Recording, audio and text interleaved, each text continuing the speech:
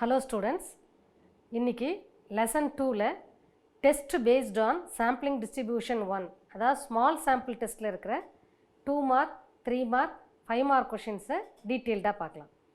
அதில் first 2 mark question பாருங்க. Define degrees of freedom. அதாவது small sampleனு வரும்போது small sample வந்து உங்களுக்கு எதை நம்பி தான் இருக்குன்னா degrees of freedom வச்சு தான் நம்ம டெஸ்ட் பண்ண முடியும். Degrees of freedomனா என்ன?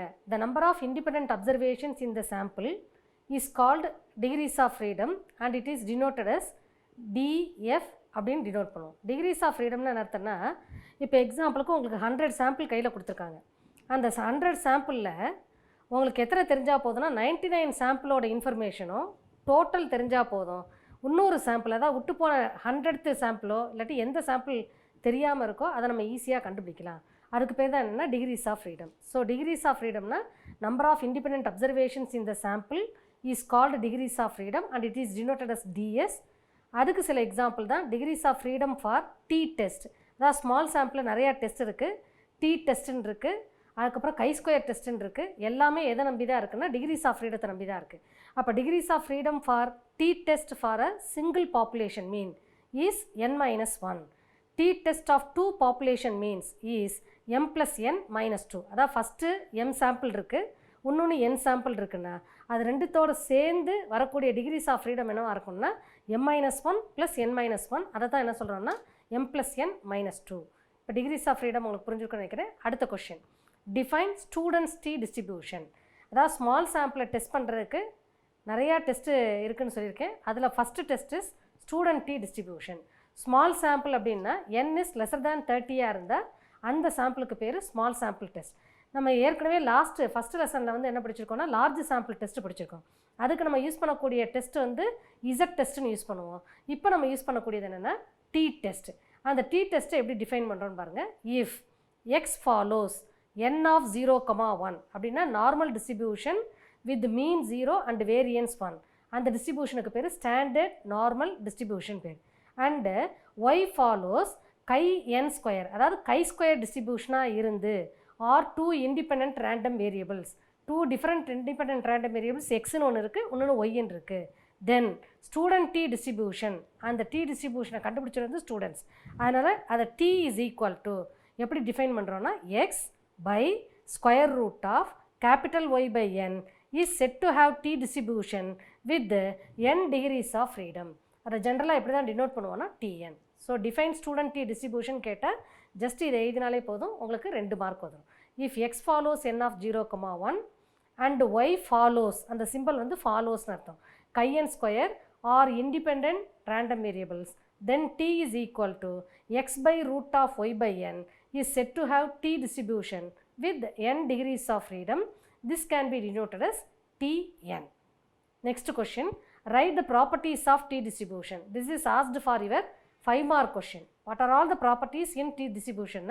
First point, T distribution is symmetrical distribution with mean 0. அந்த பக்கத்தில் இருக்கிற படத்தை பார்த்தாலே புரியும்.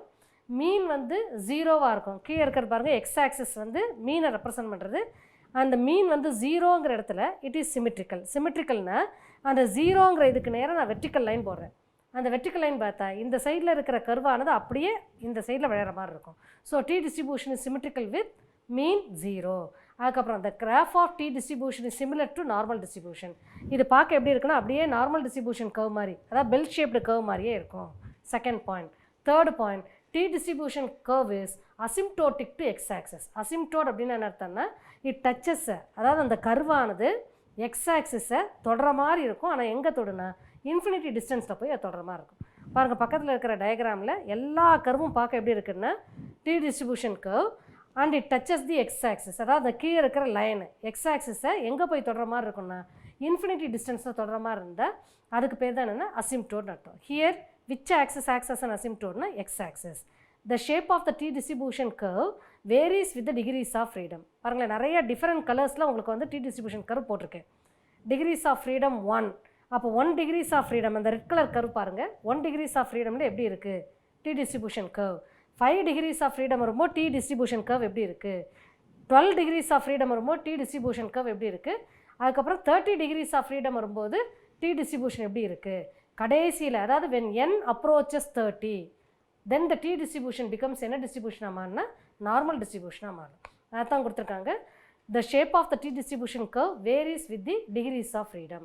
And the last point, sampling distribution of t does not depends on population parameter, it depends on the degrees of freedom. Population parameter என்ன இருக்கு, ஏற்கனவே parameter என்ன டிஃபைன் பண்ணியிருக்கோம், என்ன இருக்குங்கிறத வச்சு டிபெண்ட் இருக்காது t distribution, it depends only on degrees of freedom. Suppose இந்த கேவியை 5 மார்க் கேட்டாங்கன்னா எல்லா பாயிண்ட்டையும் எழுதணும் வித் டயக்ராமோட. இதே கேவியை 3 மார்க் கேட்டாங்கன்னா அவங்களே கொஷின்லேயே ஸ்பெசிஃபை பண்ணியிருப்பாங்க, ஆன்சர் எனி 3ன்னு கேட்டிருப்பாங்க. அப்போ ஏதாவது 3 எழுதினா போதும். 2 மார்க் கொஷின் கேட்டாங்கன்னா ஏதாவது 2 எழுதினா போதும். This question is very very important for your examination point of view. Next question, what are the applications of D distribution? இந்த டி டிஸ்ட்ரிபியூஷனை எந்தெந்த இடத்துலலாம் யூஸ் பண்ணுறோம்? First T distribution is used to test the test of significance of small sample. Small sample சொன்னாலே Z டிஸ்ட்ரிபியூஷனும் T டிஸ்ட்ரிபியூஷனும் பார்க்க ஒன்றா தான் இருக்கும், பட் ஒரே ஒரு இடத்துல தான் வேரி. லார்ஜ் சாம்பிளாக இருந்தால் இசட் டெஸ்ட்டு, ஸ்மால் சாம்பிளாக இருந்தால் டி டெஸ்ட்டு. அப்போ ஸ்மால் சாம்பிளுக்கு தான் எந்த டிஸ்ட்ரிபியூஷன் நம்ம யூஸ் பண்ணுறோம்? T distribution. சரி, எந்தெந்த இடத்துலலாம் டி டிஸ்ட்ரிபியூஷனை யூஸ் பண்ணுறோம்? What are all the applications of D distribution அப்படின்னா 3 இடத்துல நம்ம யூஸ் பண்ணுறோம். First one, to test the significance of the single population mean when population variance is unknown. Single population mean ஒவ்வொரு மாடல்லையும் நம்ம சம் பார்த்துக்கிட்டே வரலாம். Single population mean where the population variance is unknown. ரெண்டாவது இடத்துல to test the equality of two population mean, 2 population கொடுத்துருவாங்க, அந்த population mean test பண்ணோம். when population variances are equal but unknown, ரெண்டுத்தோட வேரியன்ஸு ஈக்குவலாக இருக்கும், பட் என்னவா இருக்காது, நமக்கு அந்த வேரியன்ஸ் என்னன்னு தெரியாமல் இருக்கும். மூணாவது case, to test the equality of 2 means paired T test. அதாவது ஃபஸ்ட்டு செகண்ட் தேர்டில் என்னென்னா, ஃபஸ்ட்டில் வந்து சிங்கிள் மீன், ஒரே ஒரு பாப்புலேஷன் மீன், ஒரே ஒரு செட் ஆஃப் அப்சர்வேஷன் மட்டும் இருந்தால் test of significance of single mean T distribution. அதே மாதிரி 2 பாப்புலேஷன், 2 டிஃப்ரெண்ட் பாப்புலேஷனை கையில் கொடுத்துருவாங்க. 2 சாம்பிளோட சைஸ் சேமாக இருக்கணும்னு அவசியம் கிடையாது. 2 டிஃப்ரெண்ட் பாப்புலேஷன் மீன் கொடுத்தா அப்போ எந்த டிஸ்ட்ரிபியூஷன் யூஸ் பண்ணலாம்னா T distribution under the condition that n is lesser than 30 இருக்கணும். மூணாவது, ஈக்குவாலிட்டி ஆஃப் 2 மீன்ஸ், 2 சேம் நம்பரில் இருக்கும். அதாவது ஒரே டெஸ்ட்டு, ஒரே சாம்பிள், முதல்ல ஒரு தடவை டெஸ்ட் கண்டக்ட் பண்ணுவேன், ரெண்டாவது ஒரு தடவை டெஸ்ட் கண்டக்ட் பண்ணுவேன். அப்படி இருந்தால் அந்த டெஸ்ட்டுக்கு பேர் என்னென்னா பேடிட்டி டெஸ்ட். ஸோ இந்த 3 இடத்துல we are applying what applications of D distribution. Now clear, what are the applications of D distribution? 3 இடம் புரிஞ்சிருச்சா? அதில் first one, to test the significance of single population mean. Second one, to test the equality of 2 population means. Third one, paired t-test. இப்போ அடுத்த question பார்க்கலாம். Write the test hypothesis for normal population mean. The single population mean கொடுத்தா how to write the test ஹைபாத்தசிஸ்ன்னு பார்க்கலாம். எப்படி Z டெஸ்ட்டுக்கு பண்ணோமோ, large sample டெஸ்ட்டுக்கு பண்ணோமோ அதே ப்ரொசீஜர் தான் இதுக்கு ஃபாலோ பண்ண போகிறோம். அதில் we have to follow. First நல் ஹைபாத்தசிஸ் செட் பண்ணுறோம். நல் hypothesis is mu is equal to mu not, because இது ஒரே ஒரு பாப்புலேஷனை தான் டெஸ்ட் பண்ணுறது. ரெண்டாவது, setup alternative hypothesis. Alternative hypothesis 3 விதமாக இருக்கும்னு சொல்லியிருக்கேன். ஒன்று வந்து h1 such that mu not equal to mu naught. Second one h1 such that mu greater than mu naught.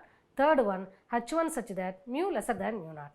அடுத்தது மூணாவது point, specify the level of significance. சம்லேயே கொடுத்துருவாங்க இத்தனை லெவல் ஆஃப் சிக்னிஃபிகன்ஸ், அதாவது 1%, 5% சம்லேயே கொடுத்துருவாங்க. சப்போஸ் கொடுக்கலனா we are assuming that the level of significance is what 5%.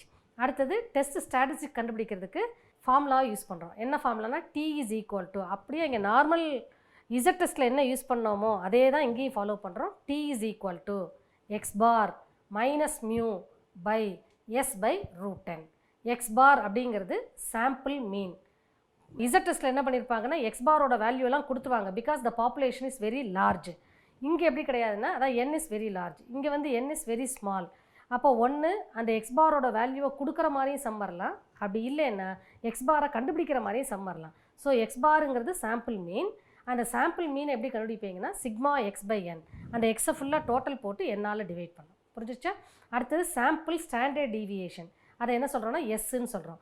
அதை எப்படி கண்டுபிடிக்கணும்னா root of sigma X minus X bar the whole square by n minus 1. Standard deviation சிக்மான்னு சொல்லுவோம். Root of summation of x minus X bar the whole square by n minus 1. அந்த formula வழியாக எதை கண்டுபிடிக்கிறேன்னா small எஸ்ஸை கண்டுபிடிக்கிறேன். இந்த standard டிவியேஷனாக எப்படி கண்டுபிடிக்கணுங்கிறத நீங்கள் 11th ஸ்டாண்டர்ட்லேயே டீட்டெயில்டாக படிச்சுருப்பீங்க. இதை படித்து முடிச்சதுக்கப்புறம் அடுத்து நம்ம என்ன பண்ணுறோன்னா choose the critical value.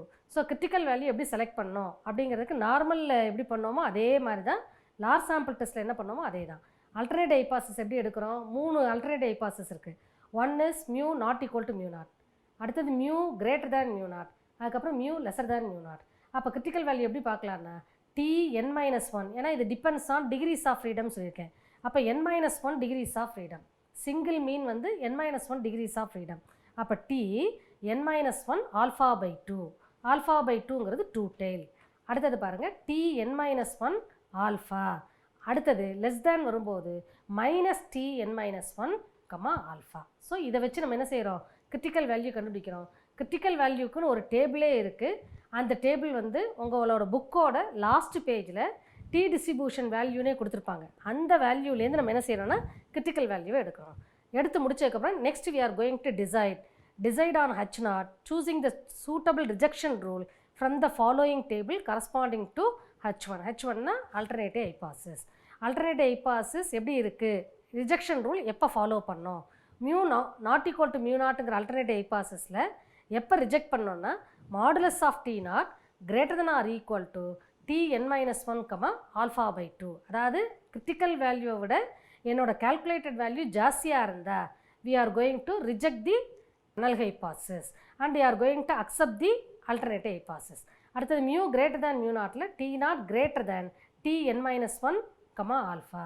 Mu lesser than mu நாட்டில் T0 lesser than -Tn-1, alpha. இந்த ரூலை ஃபாலோ பண்ணி நம்ம என்ன செய்கிறோன்னா we are going to decide whether we are going to accept the null hypothesis and reject the null hypothesis அப்படிங்கிறத இப்போ ஒவ்வொரு சம்மரியாகவே உங்களுக்கு இதை எக்ஸ்பிளைன் பண்ணுறேன்.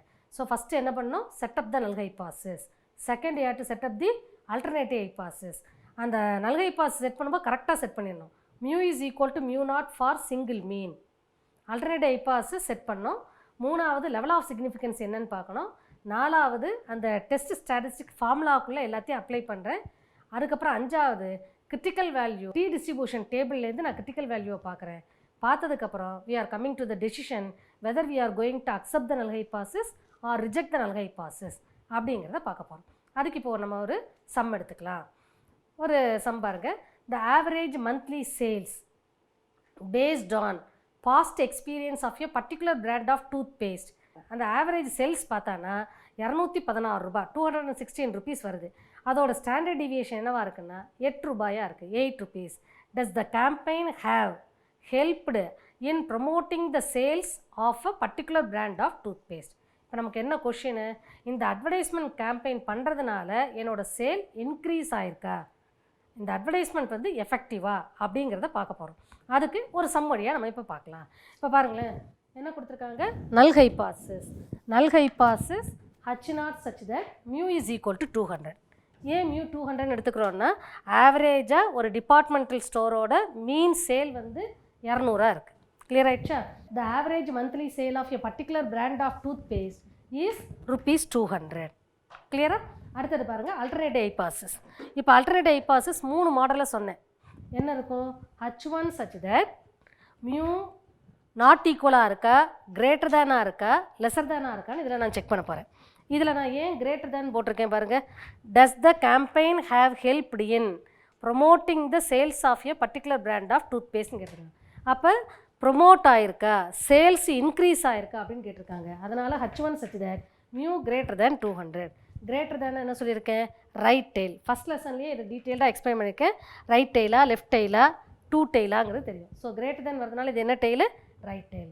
The average monthly sale of particular brand of toothpaste is more than ₹200. இது புரிஞ்சிருச்சா? அடுத்தது பாருங்கள் given. What are all the given things? So ஸ்டெப்பாக ஃபாலோ பண்ணுறாங்க. First step is what is null hypothesis, what is alternative hypothesis, and third one is given. What are all the given information?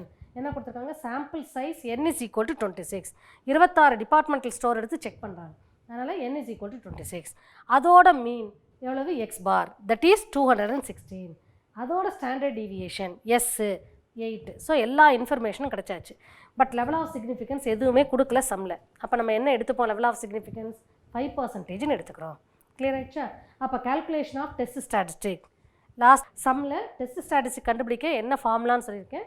அந்த formula என்னென்னா T0 is equal to x bar minus mu by S by rooted. எல்லா வேல்யூவையும் இதில் substitute பண்ணுங்கள். X பாருக்கு பதிலாக 216 minus மியூக்கு பதிலாக இங்கே எழுதியிருக்கோம் 200 போட்டாச்சு by s standard deviation s 8 by root என்னுக்கு பதிலாக 26.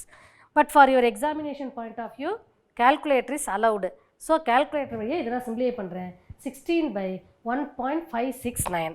இதை சிம்பிளிஃபை பண்ணிங்கன்னா உங்களுக்கு என்ன கிடைக்குன்னா 10.2. கிளியர் ஆகிடுச்சா? சிம்பிளிஃபை பண்ணி பாருங்கள். 10.2ன்னு வரும் அப்ராக்சிமேட்லி. இப்போ அடுத்தது டிஇன்னு என்ன அர்த்தம்? Critical value. அந்த கிரிட்டிக்கல் வேல்யூ எங்கேருந்து கண்டுபிடிக்கணும்னு இருக்கேன். நம்மளோட புக்கிலேயே லாக் புக்கிலேயே டிஃப்ரெண்ட் வேல்யூஸ் இருக்கும். அதில் நீங்கள் எங்கே பார்க்கணுன்னா Tn-1, ஆல்ஃபா என்னங்கிறது 26, 26 - 1 அப்போ உங்களுக்கு என்ன வரும் 25. ஆல்ஃபாங்கிறது 5%. 5%னா என்ன? 5/100, அதனால் 0.05. அப்போ 25க்கு நேராக 5%ல் டி வேல்யூ என்ன வருதுன்னு பாருங்கள். உங்களுக்கு என்ன இருக்குன்னா 1.708. அந்த டேபிளை பார்த்தாலும் உங்களுக்கு தெரியும் 1.708. லாஸ்ட்டில் என்ன பண்ணுவோன்னா நம்ம 4 வேல்யூவை மட்டும் மெமரியில் வச்சுருப்போம். அந்த மாதிரி இதில் பண்ணக்கூடாது. You have to calculate the T value. Is it clear? T வேல்யூவை கண்டுபிடிக்கிறதுக்கு ஒரு டேபிள், எப்படி லாக் டேபிள் இருக்கோ அதே மாதிரி இந்த டேபிள் இருக்குது. அந்த டேபிளில் 1.708 வேல்யூ கிடைக்கும். எங்கே பார்க்கணுன்னா 25ல் 5%ல் பார்த்தீங்கன்னா உங்களுக்கு என்ன கிடைக்கும்? 1.708 கிடைக்கும். சரி, அப்போ டெசிஷன் என்ன சொல்லியிருக்கேன்? இந்த T0ஓட வேல்யூவும் TEயோட வேல்யூவும் பார்க்குறேன். T0ஓட வேல்யூ என்ன? 10.2. TEயோட வேல்யூ என்ன? 1.708. அப்போ 10.2 வந்து 1.708 விட ஜாஸ்தியாக இருக்கிறதுனால decision T0 greater than TE. therefore greater than இருந்தால் என்ன சொல்லியிருக்கேன்? null hypothesis is rejected. அதாவது H0 is null hypothesis rejectedனா மீனிங் என்ன? the average monthly sale of particular brand of toothpaste is more than 200. Clear ஆகிடுச்சா? அப்போ ரிஜெக்ட்னு வரும்போது null hypothesis எடுத்துக்கக்கூடாது. அதுக்கு பதிலாக எதை எடுத்துக்கிறேன்? alternate hypothesis எடுத்துக்கிறேன். What is our alternate hypothesis? the average monthly sale of particular brand of toothpaste is more than 200. அப்படின்னா இதுலேருந்து என்ன புரியுதுன்னா the advertisement is effective. அதாவது கேம்பெயின் பண்ணுறது உங்களுக்கு பெஸ்ட்டு தான். அட்வர்டைஸ்மெண்ட் கேம்பெயின் கொடுக்கறதுனால உங்களோட சேலானது இன்க்ரீஸ் ஆகுதுங்கிறது கரெக்டு. அதனால் நம்ம என்ன பண்ணலாம்? இதுலேருந்து என்ன டெசிஷன் எடுத்துக்கிறோம்? ஸோ அட்வர்டைஸ்மெண்ட் கொடுப்போம், நம்மளோட சேல் கண்டிப்பாக இன்க்ரீஸ் ஆகும் அப்படிங்கிறது இந்த சம் மூலம் தெரிஞ்சுக்கணும். புரிஞ்சிருச்சு அந்த sum? This is very very important for your 3 mark question. இதேமாதிரி அடுத்த சம் போகலாமா? பாருங்கள். a random sample of 10 packets containing cashew nuts. இந்த சம்முக்கும் என்ன வித்தியாசம்? இந்த சம்மில் எல்லா டேட்டாவும் கையில் கொடுத்துட்டாங்க. சாம்பிள் சைஸ் 26, மீன் எல்லாமே கொடுத்துட்டாங்க. பட் இந்த சம்மில் எதுவுமே உங்களுக்கு கொடுக்காம நம்மளே எல்லாம் கண்டுபிடிக்கிற மாதிரி கொடுத்துருக்காங்க. பாருங்கள். a random sample of 10 packets containing cashew nuts weigh in grams. கிராம்ஸில் வந்து ஒரு 10 packet cashew nuts packet. cashew nutனா முந்திரி பேக்கெட்டோட வெயிட் எல்லாம் கொடுத்துருக்காங்க. 10 பேக்கெட்ஸில் ஒரு பேக்கெட்டில் 70 கிராம் இருக்குது, ஒரு பேக்கெட்டில் 120 கிராம் இருக்குது, ஒரு பேக்கெட் 110 கிராம், 101, 88, 83, 95, 98, 107, 100 இப்படி இருக்குது. Test whether the population mean weight of 100 grams. இப்போ நம்மளே போய் கடையில் போய் மளிகை சாமான்லாம் வாங்குவோம். முன்னாடியெல்லாம் என்ன பண்ணுவாங்கன்னா வெயிங் மிஷினில் நிறுத்து கொடுப்பாங்க. அரை கிலோ, 1 கிலோ, 200 கிராம், 300 கிராம்னா வெயிட் பண்ணி கொடுப்பாங்க. இப்போ அப்படியெல்லாம் கிடையாது. நிறைய டிபார்ட்மெண்டல் ஸ்டோர் வந்துருக்கு. ஸோ அவங்களே என்ன பண்ணியிருப்பாங்கன்னா ஒரு பேக்கெட்டில் வந்து 100 கிராம், 200 கிராம், அரை கிலோ, 1 கிலோன்னு பேக்கெட் போட்டு வச்சுருப்பாங்க. நம்ம என்ன பண்ணுறது கிடையாது. அந்த பேக்கெட்டை ஒவ்வொரு தடையும் நம்ம வெயிட் பண்ணி வாங்குறது கிடையாது. வந்து செக் பண்ணி பார்க்கும்போது என்ன இருக்கும்? ஆவரேஜாக நமக்கு என்ன இருக்கலாம்? ஒரு 100 பேக்கெட் 200 பேக்கெட் எடுக்கிறோம். ஆனால் அந்த 100 பேக்கெட் 200 பேக்கெட்டில் எப்படி இருக்கலாம்? எல்லாமே கரெக்டான வெயிட்லேயும் இருக்கலாம். ஆர் சிலதில் வெயிட் ஜாஸ்தியாகவும் சிலதில் வெயிட் கம்மியாகவும் இருக்கலாம்.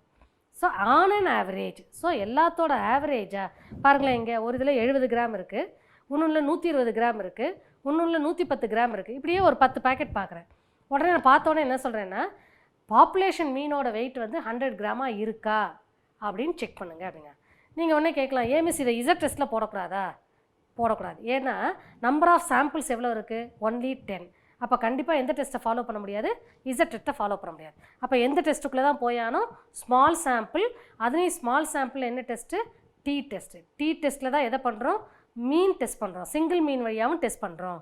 அப்படிங்கிறதுக்கு இந்த சம் எடுத்துக்கணும். So see here, first you have to find out what is the null hypothesis. null hypothesis என்ன? H naught such that mu is equal to 100. 100 gram packet இருக்கு. There is no difference in the weight அப்படின்னு சொல்கிறது தான் null hypothesis. அப்போ mu is equal to உங்களுக்கு என்னென்ன ஆகிடும்? 100 ஆகிடும். அடுத்தது there is no significant difference between sample mean and population. sample meanக்கும் population meanக்கும் எந்த ஒரு வித்தியாசமும் இல்லை அப்படின்னு சொல்கிறது. Is it clear? அடுத்தது alternative hypothesis. What is alternative hypothesis? Mu not equal to 100. எப்படி மிஸ் நாட் ஈக்குவல் டு நீங்கள் சொல்கிறீங்கன்னு கேட்கலாம். இங்கே இப்போ எதை பற்றி சொல்லலை, 100 கிராமோட ஜாஸ்தியாக இருக்கும் இல்லை 100 கிராமோட கம்மியாக இருக்கும் அப்படிங்கிறது எதுவுமே ஸ்பெசிஃபை பண்ணாதனால mu is not equal to 100. அதனால் இது என்ன டெய்லு? 2 டெய்ல். உங்களுக்கு கொடுத்துருக்க ஒரே information n is equal to 10. T டெஸ்ட்டுன்னு சொல்லியாச்சு, சிங்கிள் மீன் சொல்லியாச்சு. அதுக்கு ஃபார்முலா என்ன?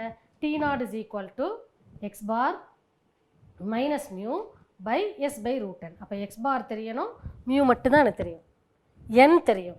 அப்போ எஸ்ஸை கண்டுபிடிக்கணும். ஸோ அந்த ஏற்கனவே அதில் ஃபார்முலா கொடுத்துருக்கேன், அந்த ஃபார்முலா வழியாக போடுறோம். ஸோ லெவல் ஆஃப் சிக்னிஃபிகன்ஸ் எதுவுமே கொடுக்காதனால என்ன படுத்துக்கிறோம்?